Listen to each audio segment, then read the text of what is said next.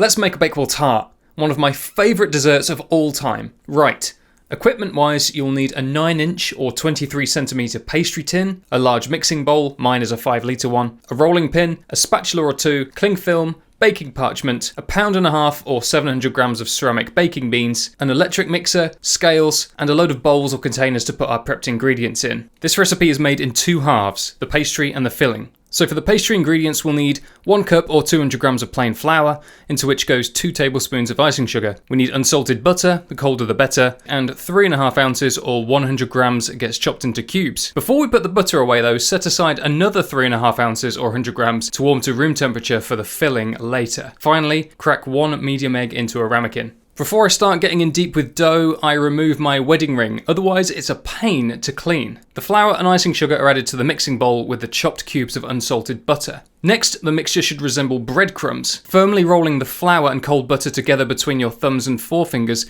distributes the fat, flour and sugar and creates that breadcrumb texture. This will take a while and a little stamina, but keep at it until any lumps of butter have been completely rubbed in. 1 teaspoon of lemon juice goes in the ramekin with the broken egg, along with 2 teaspoons of ice water. Set aside a piece of cling film in advance of you making the dough. The egg, lemon juice and water mixture goes in with the breadcrumbs and brought together with a utensil at first before it's gently kneaded into a smooth ball by hand. Carefully wrap the dough ball in the piece of cling film and place in the fridge for about 15 minutes. Set the oven to 400 Fahrenheit or 200 Celsius to give it time to heat up while we wait for the dough to rest. Set aside 1/4 cup or 50 grams of plain flour, 1/2 cup or 100 grams of custard sugar, 3/4 cup or 75 grams of ground almonds, 1/4 cup or 20 grams of flaked almonds, 1/2 cup or 100 grams of raspberry jam, I prefer seedless but you do you. 1 tablespoon or 20 grams extra of raspberry jam goes into a microwaveable container we will use later on. 1/2 cup or 100 grams of fresh raspberries,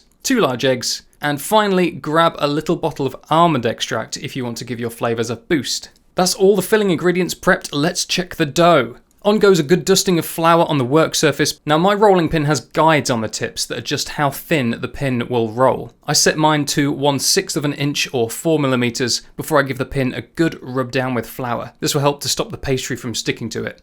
Rolling into a circular shape to match the pastry tin, we have our pastry base. I like to roll the dough carefully off the rolling pin so it can easily form to the inside of the tin. Gently but firmly press the edge of the dough into the ridges of the tin to get a nice pattern on the edge of the pastry case. Don't trim the edges of the pastry yet. Tempting as it may be, the pastry will shrink when you cook it, and doing it at this stage will make a mess. Here's a neat trick though. Screw up the baking parchment really tight. This creates creases in the paper and lets it form more easily to whatever you put it in. Line the inside of the pastry case with the parchment and in go the baking beans. Bake blind, which means without filling, for 15 minutes. Okay, time to make the frangipane filling. Into a clean mixing bowl goes the butter that we left out earlier and the custard sugar. Using an electric whisk on high, I mix them together until they are light and fluffy before both eggs go in while I continue to whisk. Whisking can be messy, so a spatula is needed to scrape the excess mixture off the inside of the bowl. In goes the flour, ground almonds and a drop of almond extract before I mix with the whisk on its lowest setting. Now I use the whisk rather than a spoon because it's just quicker and easier, and it's not a delicate mixture. There's not that much air that can be knocked out either, but still don't over mix it.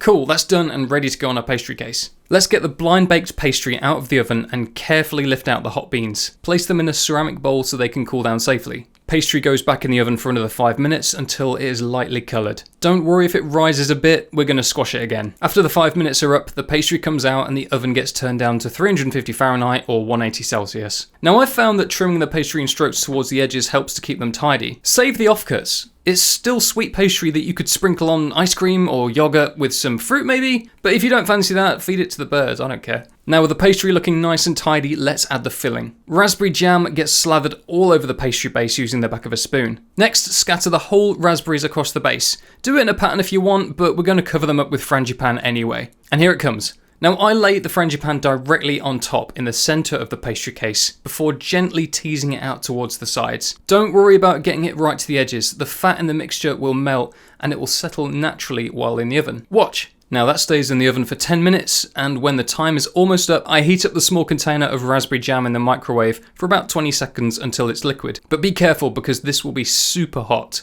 Take the tart out of the oven and drizzle the melted jam however you like before scattering the flaked almonds on top. back in the oven for another 15 minutes until the filling has risen. That's it, we made a Bakewell tart. Now, I love to serve this warm with a side of hot custard, and it is really great cold as well, with a dollop of clotted cream and fresh raspberries. It's seriously one of my favourite desserts ever. I hope you enjoy it.